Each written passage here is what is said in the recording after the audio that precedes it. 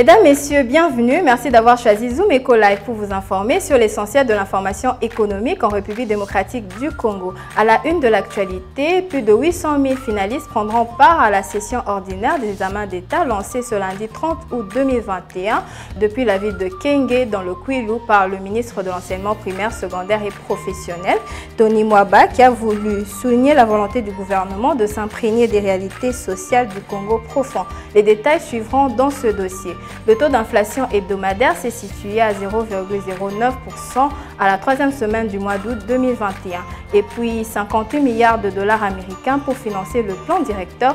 D'où proviendra cette somme? Analyse à découvrir dans la chronique avec Patrick Bomboka. Mais avant d'y parvenir, prenons les nouvelles en bref.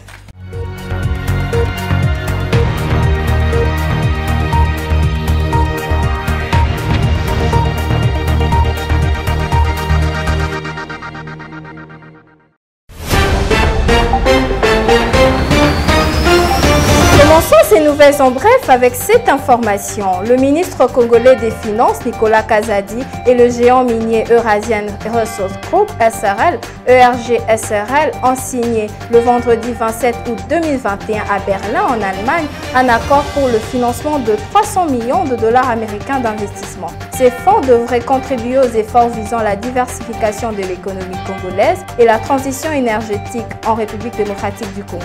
La signature de ce mémorandum d'entente entre le gouvernement de la RDC et le géant minier Eurasian Resources Group SRL, ERG SRL, est intervenue en marge du 4e sommet du pacte de G20 pour l'Afrique baptisé Compact with Africa. Ici est de noter que l'accord d'investissement avec le groupe ERG permet de mobiliser des financements privés de plus de 300 millions de dollars américains pour développer 3 nouveaux projets innovants, à savoir un projet de construction d'un système de stockage d'énergie en utilisant des batteries pour faciliter la mise en œuvre des projets liés à n'importe quel secteur pourvoyeur des recettes. Un deuxième projet de construction d'une de plus larges usines solaires PV en RDC pour générer de l'électricité. Ce projet précis constitue une grande initiative pionnière portée par les entreprises privées de l'industrie minière pour contribuer à la transition énergétique verte. Enfin, un troisième projet de construction d'une installation d'enrichissement en aval pour produire des matériaux de batterie. Ce projet assurera la transformation d'environ 20% de la production nationale du cobalt et contribuera à accroître la valeur ajoutée de près de 15%. Poursuivons ces nouvelles en bref avec le ministre du Budget, Aimé Boji Sangara, rassure que le projet de loi des finances 2022 sera déposé dans le délai au Parlement pour examen et adoption. Il a dit le dimanche 29 août 2021 à la clôture des travaux de Safari Beach où les experts du ministère du Budget, ceux de la présidence de la République, de la primature des finances et du plan étaient internés dans le cadre de la production des documents du projet de loi des finances 2022 et du projet de loi des finances rectificative 2021.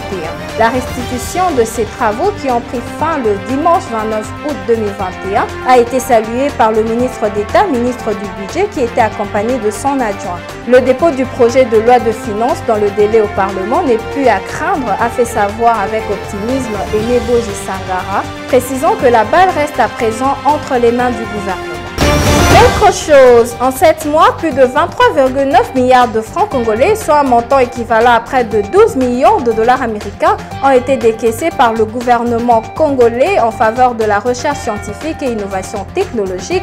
À l'échéance de juillet 2021, les prévisions budgétaires pour ce secteur ont été fixées à hauteur de 46,8 milliards de francs congolais, soit près de 24 millions de dollars américains. Comparativement au décaissement effectué fin juillet 2021, il se dégage un taux d'exécution budgétaire de 51,2% du montant total attendu pour cette période. S'agissant de la clé de répartition de cette somme du gouvernement congolais en faveur de la recherche scientifique, innovation technologique, le rapport des états de suivi budgétaire de la Direction générale des politiques et programmation budgétaire indique qu'un montant de 22,7 milliards de francs congolais, soit plus de 11 millions de dollars américains, ont été affectés aux dépenses liées au personnel, ce qui représente l'essentiel de l'enveloppe globale affectée dans ce secteur. Nous nous séparons avec cette information. Le directeur général de l'Agence nationale pour la promotion des investissements, ANAPI, Anthony Kinzo, a représenté les avantages du Code des investissements aux jeunes entrepreneurs congolais, réunis le vendredi 27 août 2021 au siège de la Fédération des entreprises du Congo FEC à Kinshasa.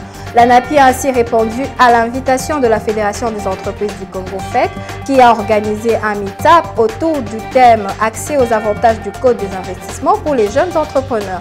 Dans son speech, Anthony Kinzo a d'abord défini le climat des affaires. D'après lui, c'est l'environnement général des affaires s'étendant à tous les indicateurs et facteurs. 5 critères, selon lui, définissent ces facteurs d'attraction des investissements. 1. Le cadre réglementaire stable et prévisible, accroissement de la transparence, cohérence de la réglementation, efficacité de l'administration, stabilité des institutions. 2. La taille du marché du pays d'accueil. 3. Le nombre de firmes déjà représentées sur le marché, effet d'agglomération.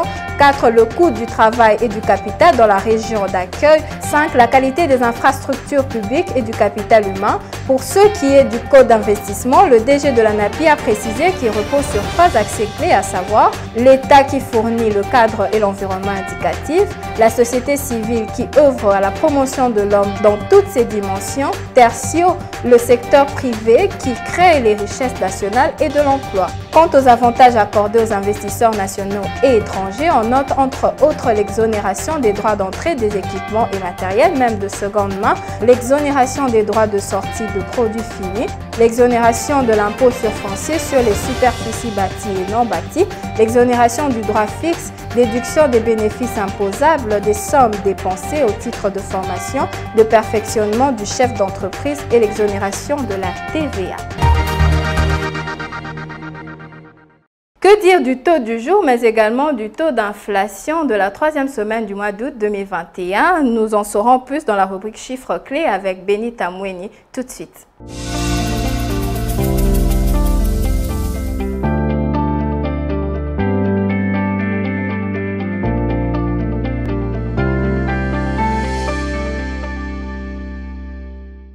Nous l'avons déjà annoncé et elle est déjà avec nous. Benita Mweni, bienvenue. Merci. Alors aujourd'hui, vous nous parlez du taux d'inflation hebdomadaire qui s'est situé à 0,09% à la 3e semaine du mois d'août 2021. Mais nous aimerions déjà commencer avec le taux de change actuel en RDC. Justement, commençons avec la Banque centrale du Congo qui fixe $1 à 1988 francs congolais, un franc CFA à 3,59 centimes et un euro s'est négocié à 2361 francs congolais. Quant au marché parallèle, nous serons en Djili où $1 s'échange à 2000 francs, un franc CFA à 3,70 centimes et un euro à 2425 francs congolais. Alors, qu'est-ce qui s'est observé sur le marché des biens et services à la 3e semaine du mois d'août 2021? Mais aussi, qu'est-ce que nous devons retenir sur son rythme d'évolution à fin décembre 2021? Sur le marché de biens et services, le taux d'inflation hebdomadaire s'est situé à 0,09% à la 3e semaine du mois d'août 2021, ce qui induit un taux en cumul annuel de 2,98% contre 13,48% à la période correspondante de 2020. C'est du moins ce qu'a renseigné la gouverneure de la Banque centrale du Congo, Mme Malango Kabedi, lors de la 17e réunion du Conseil des ministres tenue le vendredi 27 août 2021 en format visioconférence. Au regard du rythme de l'évolution du marché de biens et services, a-t-elle avancé, les taux d'inflation à fin décembre 2021 se situeraient à 4,74% contre 15,76% réalisés à fin 2021. Alors, qu'a-t-on remarqué sur le marché de change au cours de cette période? Quant au marché d'échange, il s'observe une légère dépréciation de la monnaie nationale, donc le franc congolais, de 0,01% à l'indicatif, contre une dépréciation de 0,20% au parallèle, en se fondant sur les évolutions hebdomadaires entre les 13 et le 20 août 2021. Et on se sépare avec cette question, que retenir sur le cumul de l'inflation? En cumul par rapport à fin décembre 2020, il se dégage une dépréciation de 1,01% à l'indicatif et de 0,51% au parallèle, alors qu'à la même période de l'année 2020, le franc congolais s'était déprécié respectivement de 14,68% et de 14,25%.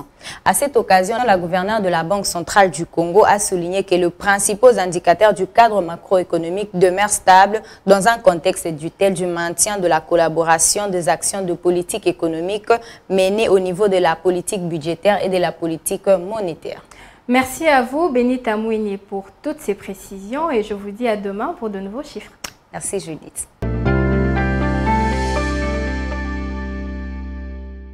Prenons cette fois-ci le dossier. Il s'agit du lancement officiel de la session ordinaire des examens d'État. Aris Menga nous emmène plus de précisions.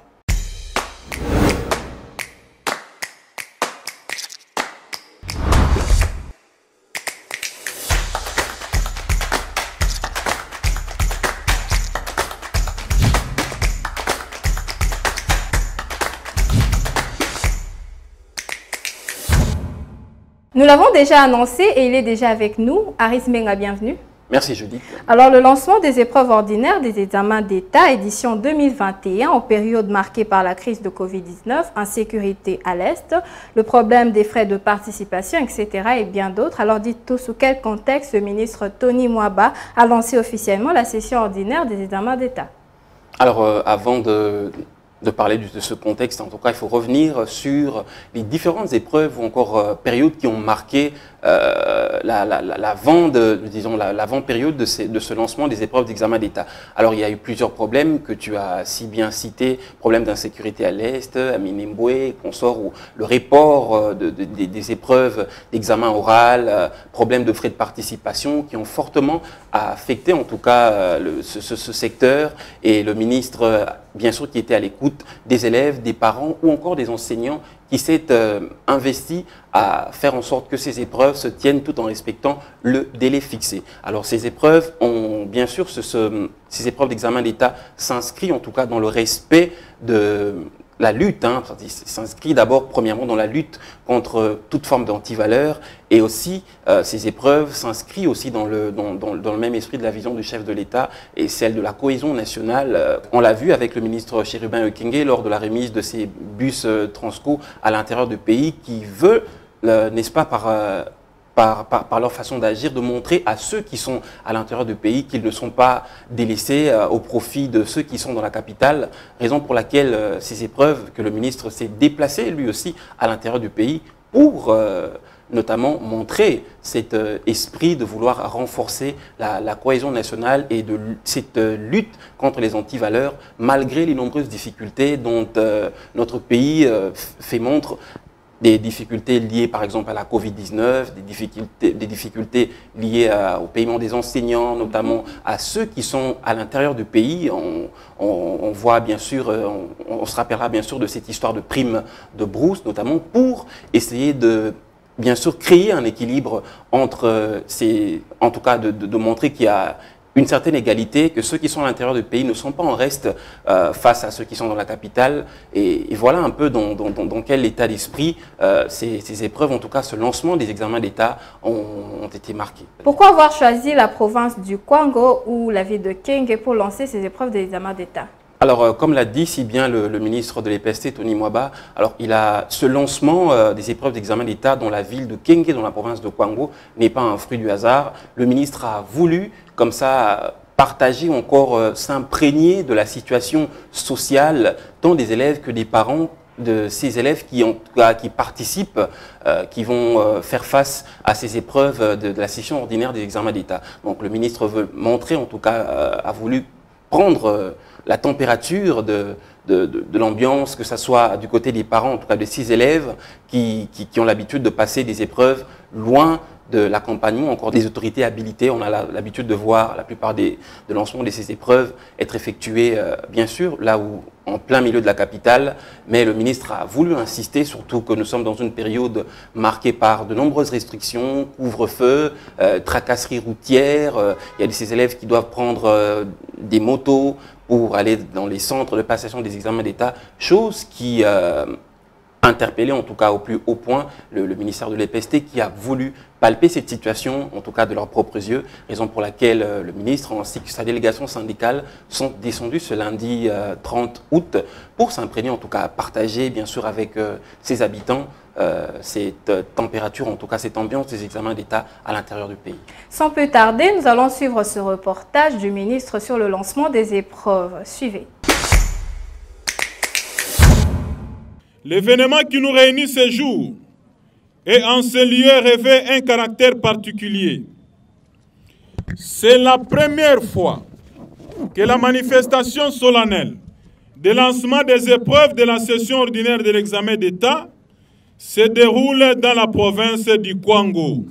Mais bien plus, c'est l'occasion de matérialiser notre volonté commune de cimenter l'unité nationale par l'organisation de ces épreuves nationales d'examen d'État édition 2021 que j'ai l'honneur de lancer aujourd'hui à partir de Kenge et soumis à 774 871 candidats dans 2456 centres disséminés à travers les pays, ainsi que dans des pays limitrophes tels que l'Angola, le Burundi, l'Ouganda, la Tanzanie et le Rwanda.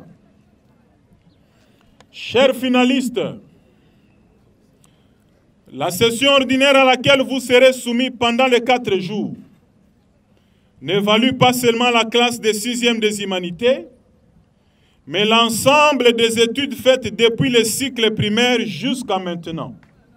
Je vous invite dès lors à mettre à contribution toutes les connaissances et compétences acquises au cours de votre formation afin de réaliser de bons résultats sans recourir aux pratiques de tricherie. J'ai engagé mon ministère dans les combats pour la rupture avec les antivaleurs sous toutes leurs formes.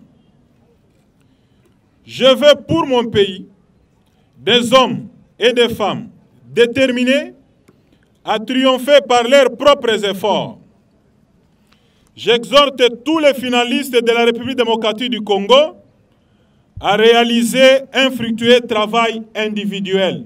Ceci implique que j'attends de vous la dénonciation de tous les mercenaires qui attendent autour pour faciliter la fraude et la tricherie et résoudre les items en volier et place. Et à tous les surveillants, superviseurs, les agents de sécurité, n'hésitez pas d'appréhender tout celui qui viendra.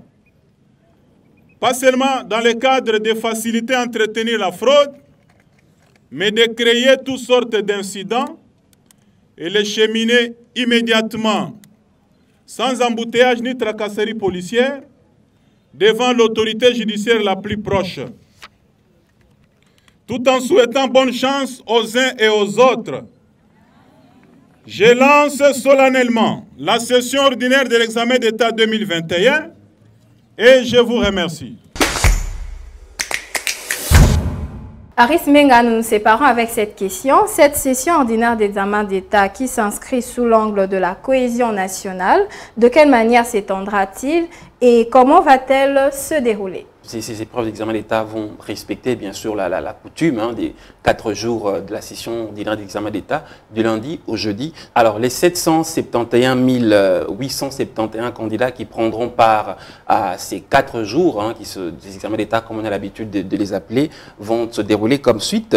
Le premier jour, ils effectueront bien sûr la culture générale, ensuite le cours d'option pour le deuxième jour et les sciences exactes seront programmées pour le 3e et le 4e jour sera consacré aux épreuves des langues. Alors, il faut aussi noter que les quelques pays limitrophes, tels que l'Angola, le Burundi, l'Ouganda et la Tanzanie et le Rwanda, sont également concernés par ces examens d'État, bien sûr dans l'esprit toujours de renforcer cette cohésion nationale, comme l'a si bien dit le ministre de l'EPST, Tony Mwaba.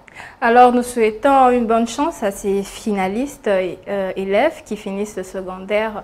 Et merci à vous Aris Mbenga pour toutes ces précisions sur ce dossier. Je vous dis à demain. Merci, c'était un plaisir.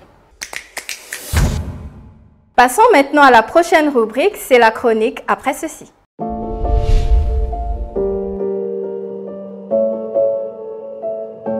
Bonjour. Le gouvernement de la République démocratique du Congo vient de présenter le plan directeur d'industrialisation évalué à 58 milliards de dollars américains en termes de coûts estimatifs des infrastructures structurantes et industrialisantes. Ce plan doit être soumis aux partenaires techniques et financiers, aux investisseurs ainsi qu'aux cadres d'entreprise. Selon le ministre congolais de l'Industrie, Julien Paluku Kaongia, le cahier des coûts estimatifs des infrastructures structurantes et industrialisantes sert à garantir une bonne réussite du projet. Après 4 mois du gouvernement des Warriors, l'élaboration de ces plans est le fruit d'un travail participatif et inclusif doté d'une méthodologie robuste alliant les techniques quantitatives et qualitatives pour rencontrer tous les problèmes à la fois conjoncturels et structurels. Comment donc le gouvernement entend développer ces plans? Première action, répartition des zones d'intervention. En effet, le plan directeur d'industrialisation tient compte du regroupement des industries en RDC à travers 6 zones d'intervention bien identifiées. La zone ouest, comprenant Kinshasa, Congo central et l'ex-Bandundu, la zone sud avec l'ex-Katanga, la zone centre avec l'ex-Kasaï, la zone est dans l'ex-Grand Kivu, la zone nord-est avec l'ex-province orientale et enfin la zone nord-ouest couvrant l'ex-province de l'Équateur. Dans ces cas, que prévoit le plan en termes d'étapes de réalisation? Il y a d'abord l'effort de redynamisation des industries existantes et d'une renaissance des industries qui ont disparu avant de penser à la construction des parcs agro-industriels. À cette première étape, les maîtres mots à retenir sont donc redynamisation, renaissance et construction. Ensuite interviendra un processus de modernisation des industries par un programme d'attraction des capitaux et de nouvelles unités dans les secteurs. Tout cela pour déboucher sur la construction des parcs industriels. À cette deuxième étape, il sera donc question de modernisation des industries, d'attraction de nouveaux capitaux et de reconstruction des parcs industriels. Enfin, dernière étape, des efforts du gouvernement seront déployés pour créer un environnement propice devant soutenir l'accroissement de la productivité à travers des parcs scientifiques et technologiques. Le plan directeur d'industrialisation de la RDC repose ainsi sur 4 piliers, 6 zones d'intervention et 3 étapes à franchir. Merci de nous avoir suivis.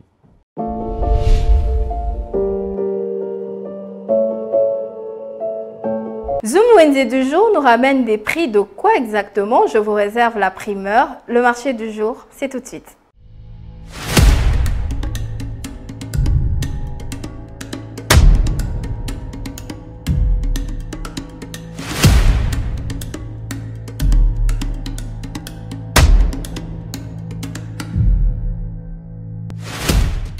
Bienvenue à tous. Prendre soin de vos bébés requiert très souvent beaucoup de précautions, et surtout quand il s'agit de la peau pour enfants.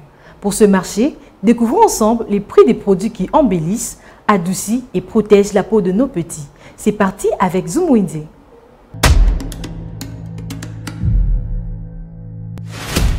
Commençons notre Windy avec les prix des shampoings pour enfants qui revient à 11 400. La lingette pour bébé revient à 3 700, 40 pièces. La lingette 67 pièces pour bébé revient à 9 800. La lotion de massage revient à 5 400 francs congolais. Les savons pour bébé revient à 3 700. Sans oublier que le bébé aura besoin de crème de main. Nous avons le crème de main à 8 500, glycérine à 7 100, l'huile pour bébé à 6 500. Nous avons aussi l'eau de Colombe qui revient à 15 000 francs congolais, beurre de karité revient à 14 500, le parfum pour désodorer la peau de vos bébés, le parfum 60 ml revient à 6 000 francs, 100 ml revient à 8 000 francs congolais, la poudre 100 ml à 5 400, 6 500 pour la poudre 200 ml. Nous ne pouvons pas oublier qu'un bébé a besoin aussi d'une lotion. La lotion pour bébé 60 ml revient à 12 000 francs congolais.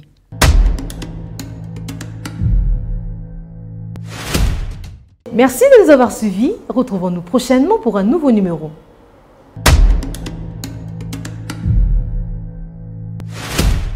Les différents rendez-vous du 30 août 2021, nous en parlerons dans la rubrique Agenda et c'est tout de suite.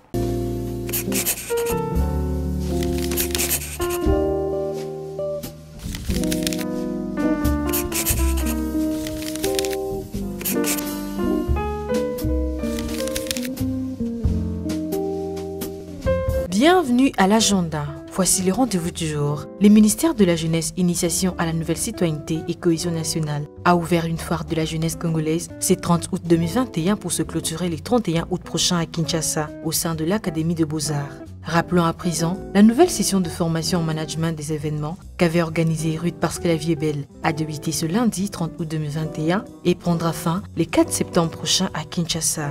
Et pour finir, notons également un nouveau rendez-vous pris avec la compagnie de transport routier basée à Kinshasa, DRC NRJ en sigle, en collaboration avec la Fédération des entreprises du Congo, organise à leur tour une 5e édition de la conférence sur l'énergie en RDC. Ça commencera du 16 jusqu'au 18 septembre prochain à Kinshasa. Elle ne sera pas gratuite. Le frais de participation est fixé à $300.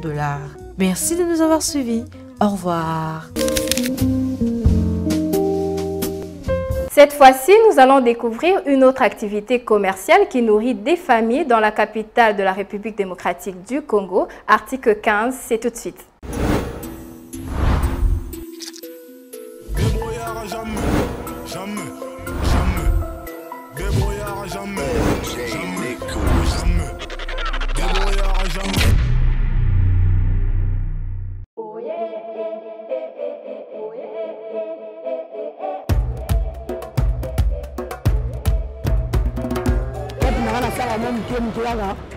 Nous avons besoin de faire mal. Nous avons besoin de cacher les bini. Nous avons besoin de taper la maladie. Nous avons besoin de faire des carrément. Nous avons besoin de faire moi quand même. Nous avons besoin de faire des salades pour les salles. Nous avons besoin de faire des jeunes. Nous avons besoin de faire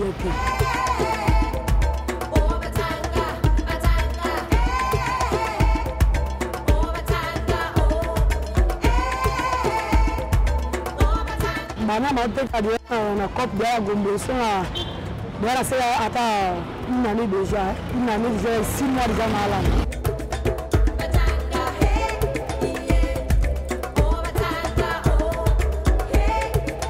Quand on a ça pour la cache, ils ont des pénales.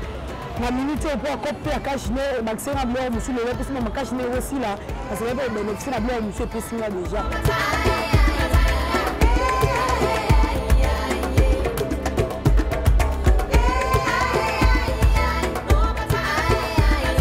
La difficulté est belle, les personnes de la police, la police, la kangaka, la musu pas la disque, la kangé, mais bien que la tina kata ni tukoke ou luke ba ngambongo la pression, et souffrir beaucoup et la musu ba bote la ngambongo na biloko, peut-être que vous rappelez à l'est.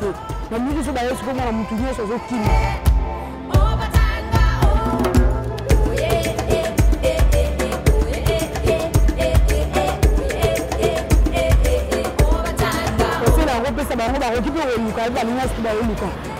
Aussi malichite aussi ma soit le roi lui a ça la refute le thé le refute avec la loi cette prison baninga bana ba OK mais sport ba ngoni za kuna besoin baté baninga to ba mo luka ba bunda et to ko te ka ezaka se de ko système ba jeune to ba na ndako ko yi sala ngoke ba bunda ba lu za sport to luka la ngo ana ko ndale mo ko ndale fala luka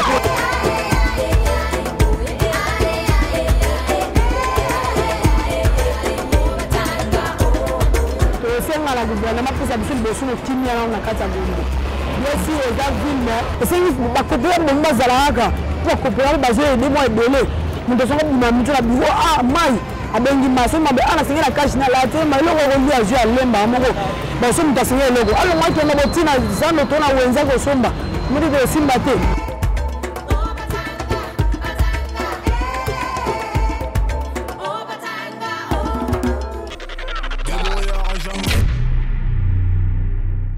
Et c'est la fin de cette édition. Merci de nous avoir suivis. Surtout, n'oubliez pas de vous abonner et de liker nos vidéos sur nos différentes plateformes YouTube, Facebook, Twitter et Instagram. Au revoir et à très bientôt.